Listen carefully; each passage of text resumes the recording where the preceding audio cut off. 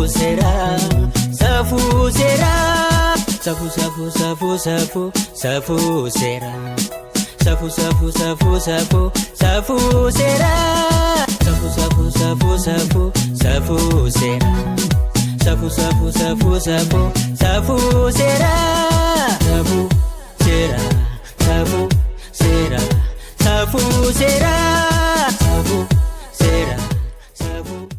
Kabajamtoota daawwattoota keenya, kabajaa fi nagaan keenya bakka jirtanitti sinaa ga'u akkam jirtu. Kun sagantaa Safuu Seeraati. Sagantaa keenya Safuu Seeraa OBN sagalee uummataa fi tajaajila beeksisaa fi bashannanaa Zinnaa Sholaanii waliin ta'uudhaan qopheessanii isinii dhiyeessan kunoo qabannee dhiyaanneerra. Hanga xumura sagantaa keenyaatti nu faana turtanii akka sagantaa keenya daawwattan kabaja guddaan isin affeerra. Ispoonsarri sagantaa keenyaa immoo Select Kolleejjii Biizinasii fi Teekinooloojiiti. Guddaa galateeffanna. Egaa sagantaan keenya sagantaa Safuu Seeraati. Kabajamtoota daawwattoota keenya akkuma baay'een keessan beektanu dhimma seeraa jechuun immoo waan hundaa kaasa kan seera irratti xiyyeeffatu. Kanaaf dhimma seera irratti xiyyeeffatu hundumasaa gaaffii yoo qabaattan, komii yoo qabaattan gara keenya fidaa. Nuti immoo qaama dhimmi ilaallatu gaafannee isinii deebisnaa kan jennuuf. Egaa seera jechuun namni tokko yookaan immoo lammiileen kan qixatti fayyadaman jechuudha seera jechuun. Biyya tokko keessatti immoo olaantummaan seeraa yoo mirkanaa'e, olaantummaan seeraa yoo jiraate lammiileen bilisummaadhaan tasgabbaa'anii bakka jireenya isaanii jiraachuu danda'u. Kana ta'uu baannaan tasgabbiin hin jiru, nagaan hin boora'aa. Namoonni akka garaa isaaniitti tasgabbaa'anii jiraachuu hin danda'anii, daa'imman barachuu hin danda'anii, dargaggeessi hojjetee bu'aa dafqa isaatii argatee ofis ta'e maatii isaa jiraachisuu hin danda'u. Biyya isaafis immoo lammii isaafis bu'aa buusuu hin danda'u. Waa malee kana kaasna miti. Yeroo baay'ee egaa gara Wallaggaa fi gara Gujii rakkoonni jiran hin beekamu. Iddoo biraas rakkoon darbee mul'ata. Garuu inni kun xiqqoo ishee badaa hammaataa ta'a gaafa dhufu gaaffii namatti ta'a. Egaa bu'uuraalee misoomaa kan akka daandii awwaara keessaa baanaa daandii nu hojjedhaa jechuun mirga uummatni biyya tokko keessa jiraatu gaafatudha. Bishaan nuuf galuun mirga gaaffiidha. Kunuu haafuuti nagaan biyya keessa tasgabbii biyya nagaa fi tasgabbiin keessa jiru keessa jiraannaanu gaaffii ta'aa dhufeera jechuudha. Kanaafuu egaa akkuma baay'een keessan beektan maatii gaafachuun neetworkii waan addaan citeef maatii gaafachuun maatii dubbisuun maatii wajjin walitti dhufuun hafaadha kan inni jiru. Dhimma wayiif cufame yoo ta'e dhimmi sun daddafee atattamaan raawwate gara dhimma ittaanutti gara lammiileen yookaan immoo namoonni achi jiraatan sun gara hojii isaanii gara daldala isaanii gara hojii biraatti akka deebi'an gochuun hin danda'ama ture. Garuu dubbichi lafarraa harkifataa dhufe tutture hin bubbule. Kanaafuu mootummaan biyya kana bushaa jiru isa kanarratti xiyyeeffate furmaatatti barbaaduun egaa waggaa tokko obsuu waanuma jiru waggaa 2 waggaa 3 ta'a gaafa dhufu immoo xiqqoo ishee gaaffii keessa nama gasha waan ta'eef biyya olaantummaan seeraa keessatti dagaage keessa lammiin jiraachuudhaaf mirga isaati waan ta'eef kan immoo kabachiisuuf mootummaan dirqama isaati waan ta'eef isa kanarratti xiyyeeffannaa utuu taasifamee baay'ee gaariidha jechuu barbaanna. Kana ta'uu baannaan garuu isa mataa gar tokkoon addatanii gar tokko rifeensa wajjin deeman ta'uu danda'ati. Turratti xiyyeeffatamee jechuuma barbaanneetu. Ispoonsarri sagantaa keenyaa Select Kolleejjii Biizinasii fi Teekinooloojiiti. Kolleejjii kutaa 5 jalqabee hanga kutaa 12tti barnoota fagootiin barsiisaa kan turedha.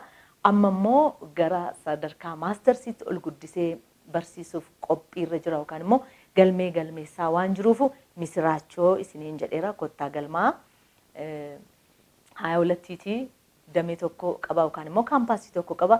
Akkasumas gara Ayyar Xeenaatii kaampaasiin lammaffaa waan jiruuf kottaati galmaa magaalaa Finfinnee keessa jira. Magaalota Oromiyaa adda addaa keessas jira. Select madda barnootaa keeti. Kanaaf achitti galmaati baradhaa. Gara qabxiitti aanutti yoo dabarru odeeffannoo argina. Odeeffannoon har'aa maalirratti xiyyeeffatti? Nu faana tura.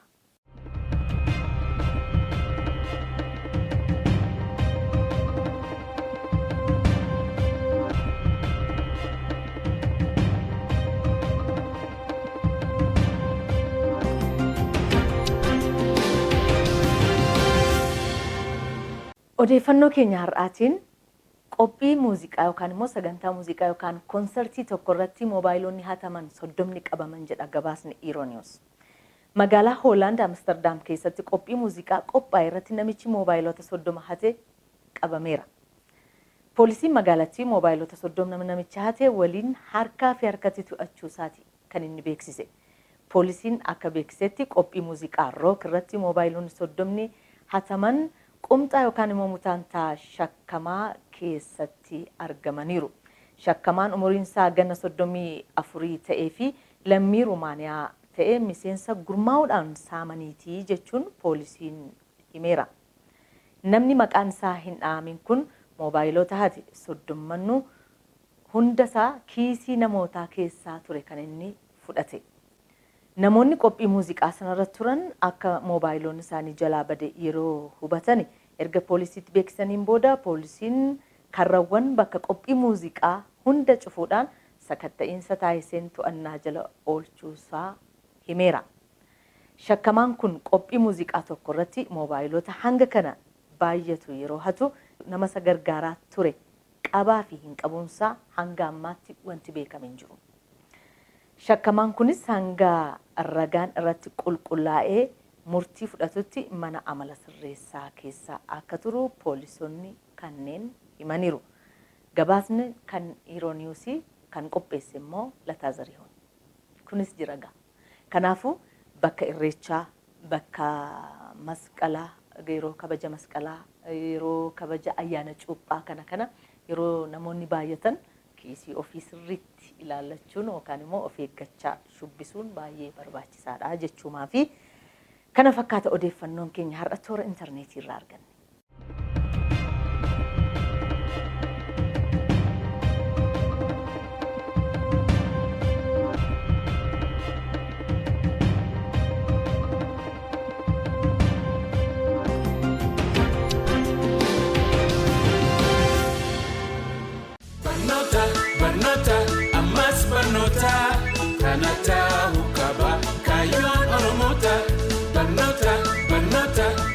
Baga gammaddan kolleejjiin biizinasii fi teekinooloojii Select sagantaa maastarsiin akka barsiisu gosawwan barnoota adda addaan eeyyama guutuu yookaan beekamtii guutuu argate.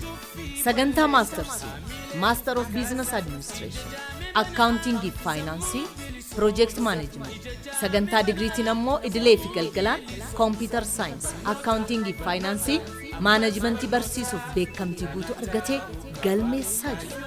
Aaga dhagaa jettanii kanaan dura barnoota fagootiin muuxannoo waggoottan dheeraa kan qabu Select kutaa 5 hanga 10 barsiisuun biyya keessaa fi alatti beekamtii guddaa qaba. Gosawwan barnoota Accounting fi Finance, Management, Marketing Management, Economics fi Sociology'dhaan galmeessaa jira. Akkasumas leevilii 1 hanga 4tti gosawwan barnoota Accounting, Marketing, Secretarial Science, Information Technology fi Drafting. Kaampaasiiwwan isaa Finfinnee Ayyar Xeenaa fi Maganaanyaa Gamoo Daraartuu Tulluu irratti barsiisaa jira. Kolleejjii Biizinasii fi Teekinooloojii Select madda hayyootaa. Select madda beekumsa keeti.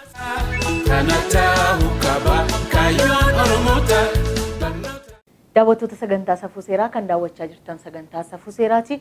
OBN sagalee uummataa fi tajaajilli beeksisaa fi bashannanaa Zinnaa Sholaanii waliin ta'uudhaan kan isinii qopheessanii fi yeroo hundumaa sa'aatii kana kan isinii dhiyaatu.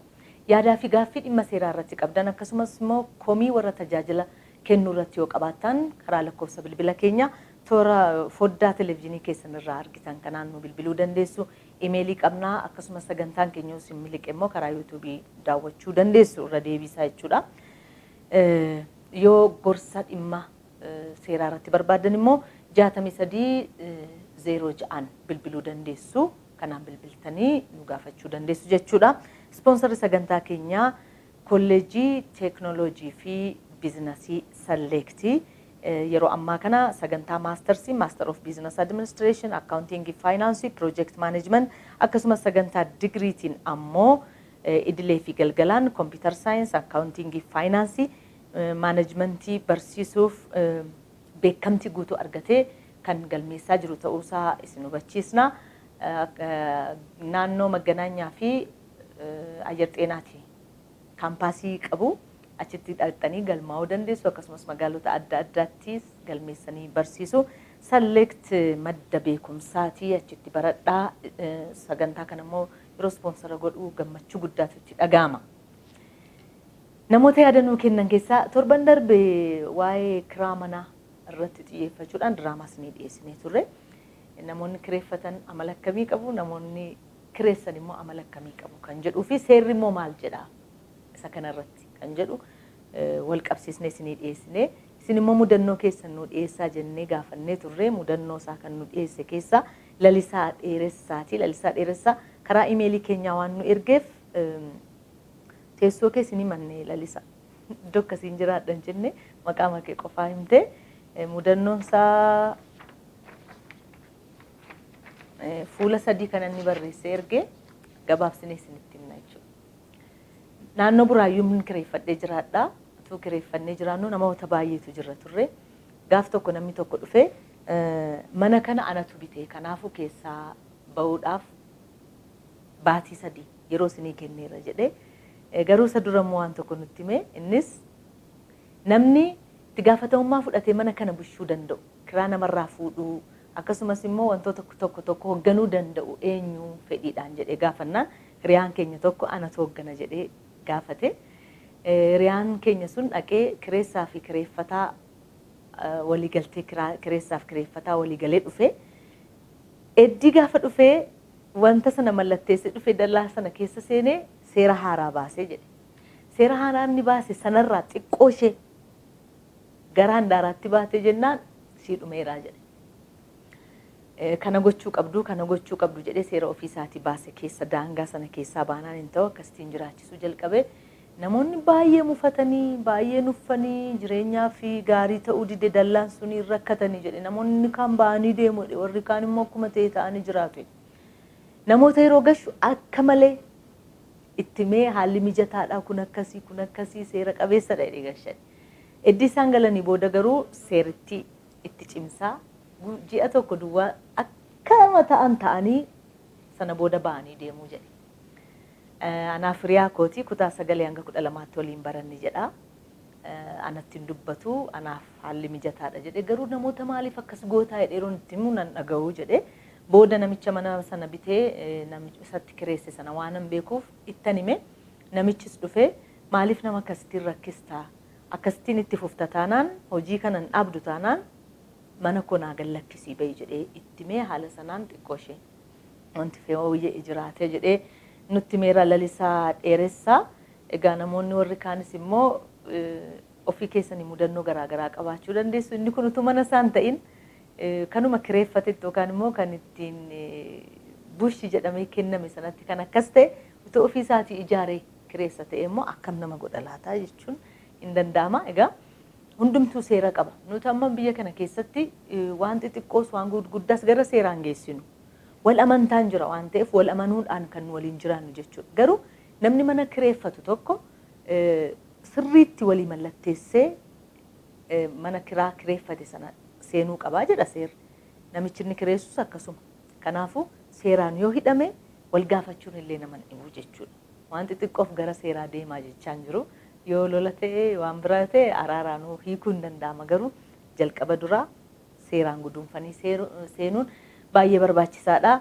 Lalisaa Dheeressaa guddaa isa galateeffannaa warri kaanis mudannoo qabaattan nu ergaa jecha. Har'aafis diraamaa qabna. Diraamaan kun maal irratti xiyyeeffata walumaan kan daawwannu ta'a.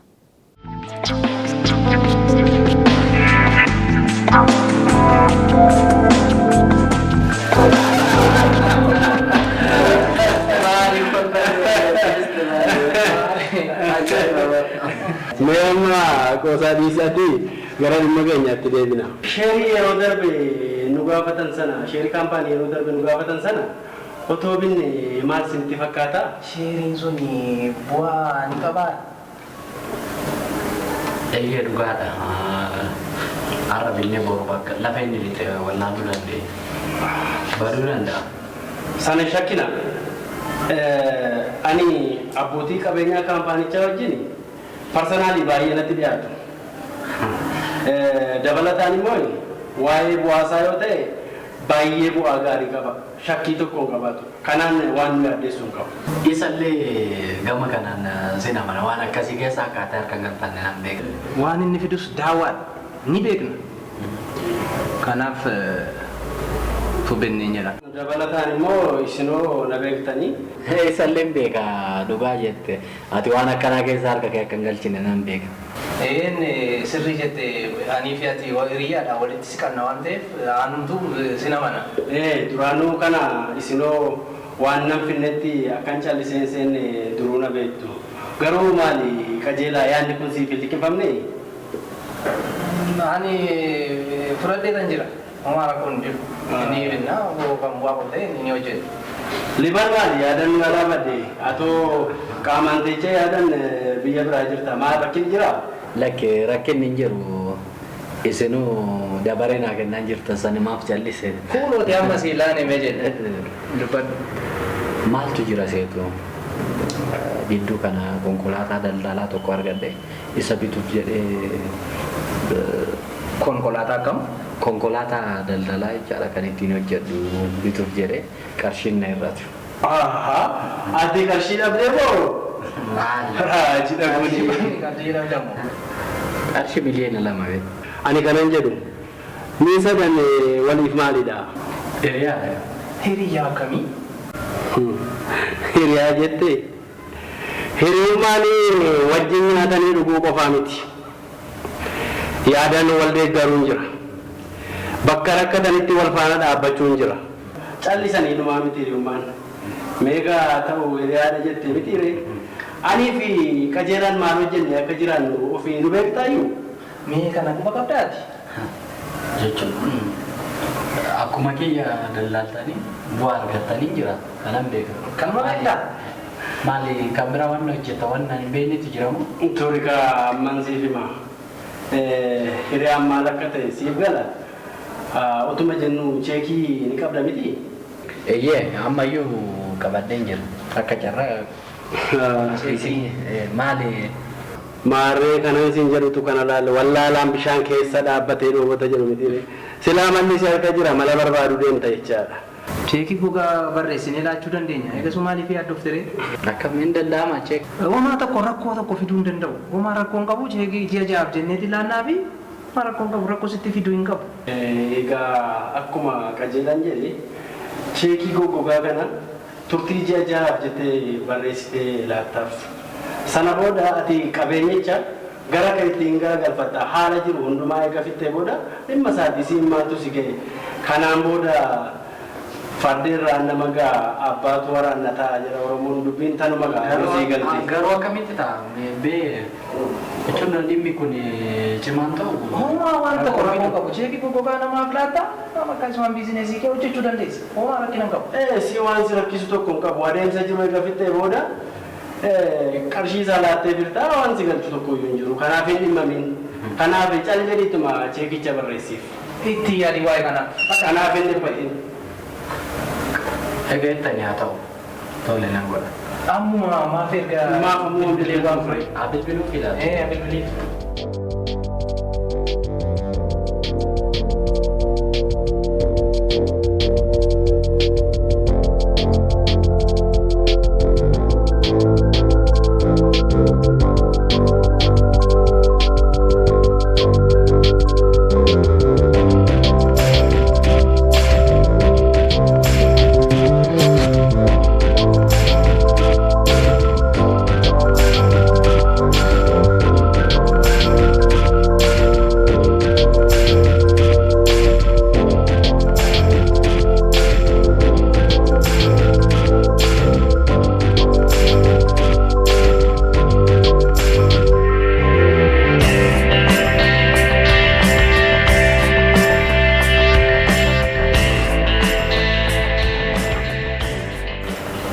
Maal si adufu waan nyaattu? Ammuma nyaadhee mana kootii bahee liban yoo jiraate. Egaa nyaate waan nu qabullee maaf hin fudhanne ree? Mee kottu? Kottu. Eenyu keessummeessaa tokko nu waan meeqoo? Bishaan man dhugaa. Hayyee bishaan tokko nuuf fidi.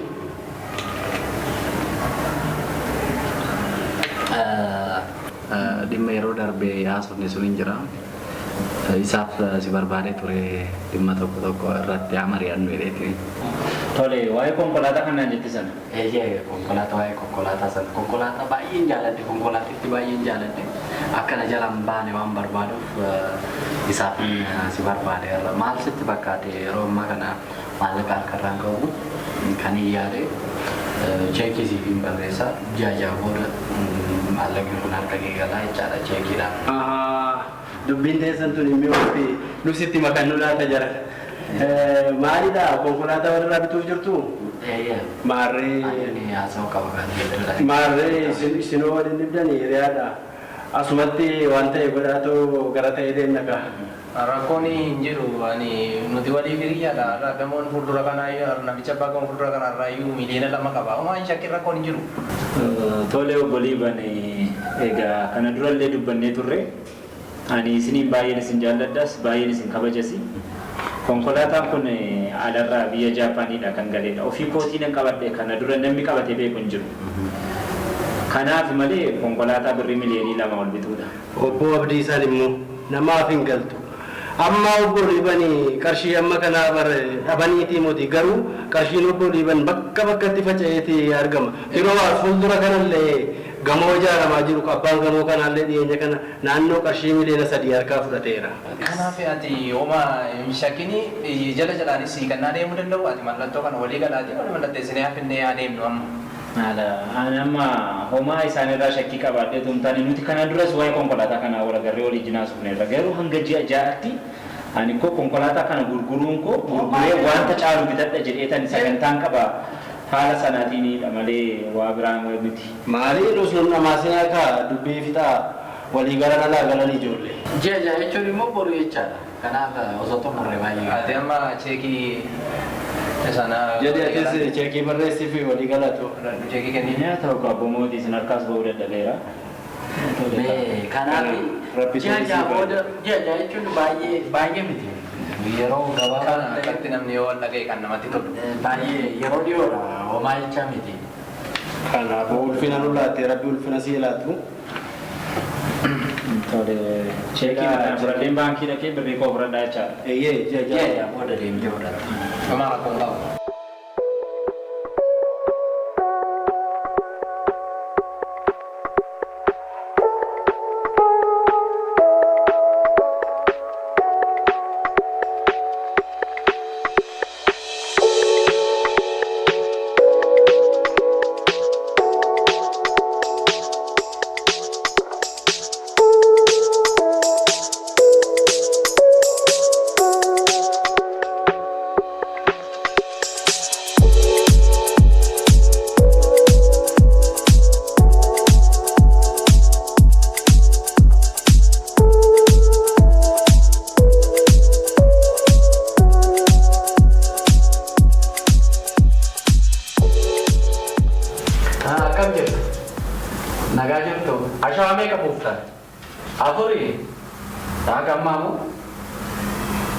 Baay'ee saatii amma danda'ame sirriitti hojjedha. Galgala wal argina yeroo dhaan dhufa waan ta'eef hin dhufa. Akkam jirtu? Nagaadha? Nagaa maali nagaafatta? Akkam? Maali maallaqa kee fudhanne moo? Maallaqa maaliin fudhannee naan jetta? Kan cheekii gogaa barreessinee natti laattu cheekii dumbulloo tokko irra hin jirre. Maalan si godhe? Waanan si godhe yoo qabaadhe isa qofa natti mi'amu. Maallaqa fudhannee chaata? Maallaqa isaan fudhadhe yoo sii bilbilan kaastu. Mana yoo dhufe manatti sin argu. Baankii dhaqee saantiipi tokko irra galee jiru. Hamma yeroo bitan cheekii gogaa baadhee deeman. Ani siif galcheera. Fudhachuu fi dhiisuun dhimma keeti malee dhimma kiyyaa miti. Yeroo danda'ee fudhachuu fi dhiisuun dhimma keeti. Dhimma kiyyaa miti. Akkasii. Qoy bilbila yoo sii bilbilan kaastu. Mana yoo dhufan manatti sin argatan. Ani yeroo meeqa baankii dhaqee yeroo achitti gumuu qaba. Kun akka seeraan si gaafachiisu beektu ati. Yeroo danda'ee fudhachuu fi dhiisuun dhimma keeti. Akkasii. Siif galcheera. Akkasii naaga jiteetta cheekii gogaa barreessanii namatti laachuun akka inni nama gaafachiisu beektatti cheekii gogaa kee maalan sii godhan. Cheekiin maallaqa ta'uu isaan beektu moo? Haadha isaadha. Maallaqa ta'uu isaan beeka kun akka inni fuula seeraatti nama gaafachiisu beektatti fuula seeraatti wal gaafanne ishee fuula seeraa qofatti wal gaafannaan iddoo barbaadde miti waan barbaadde godhu.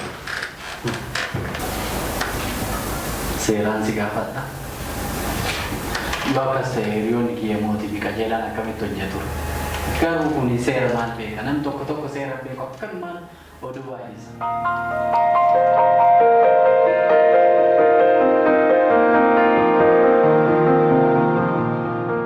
Diraamaa daawwattaniittu isa kanarratti seerri maal jedha kan jedhuuf ogeettii seeraa Ayyaantuu Girmaa wajjin turre.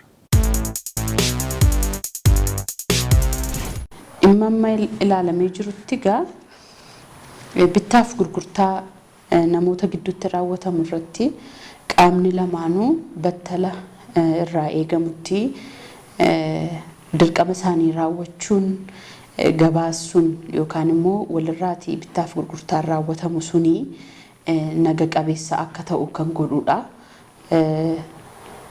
Yoo kun kan ta'uudhaatii baatee haala adda addaatiin inni bitu yookaan inni gurguru haala ittiin qarshii wal harkaa fuudhan yookaan immoo bittaaf gurgurtaa isaanii sun ittiin raawwatan sun naga qabeessa kan ta'u miti yoo ta'e nageenya yookaan tasgabbii gabaa akka biyyattiittiyuu kan jeequ ta'a. Yeroo waa'ee kafaltii itti raawwatamu ilaallu cheekiin karaa itti kafaltiin itti raawwatamu keessaatii isa tokko. Garuu cheekii jechuun seera nagadaa biyya keenya irratti tumamee akka jirutti battala dhiyaatetti kan itti kaffalamu sanada battala dhiyaatetti itti kaffalamuu qabu yookaan akka kaashiitti kan lakkaa'amudha jechuudha. Namni cheekii kana yeroo mallatteessee namaatiif kennu cheekiin kuni amma irratti barreeffame sanaa qarshii kan qabu ta'uu duraan durseetu mallatteessin yookaan itu namaaf hin kennin qarshii sana kan qabu ta'uu mirkaneeffachuudha akka qabu seerri kan dirqisiisuudha jechuudha. Yoo kanarra darbee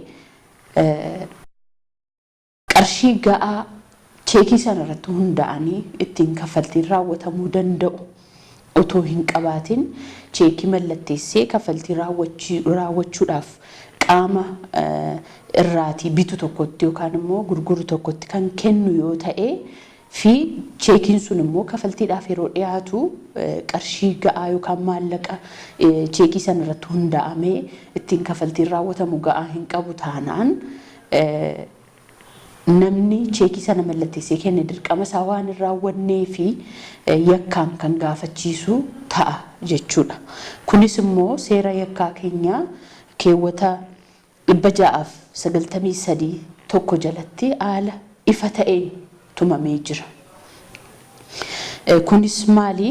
Namni cheekii tokko namaaf kennu akka cheekiin suni maallaqa gahaa hin qabne yookaan immoo yeroo kafaltii fudhachuudhaaf ittiin dhiyaatamu maallaqa gahaa kan hin qabne ta'uu kan utuu beeku cheekii sana mallatteessee kan kennu yakkaan kan gaafatamu ta'uusaa kan tumuudha jechuudha. Kunis hidhaa salphaa yookiin immoo haala cimaa ta'e yeroo jiraatu immoo amma waggaa 10tti kan adabsiisuu danda'u.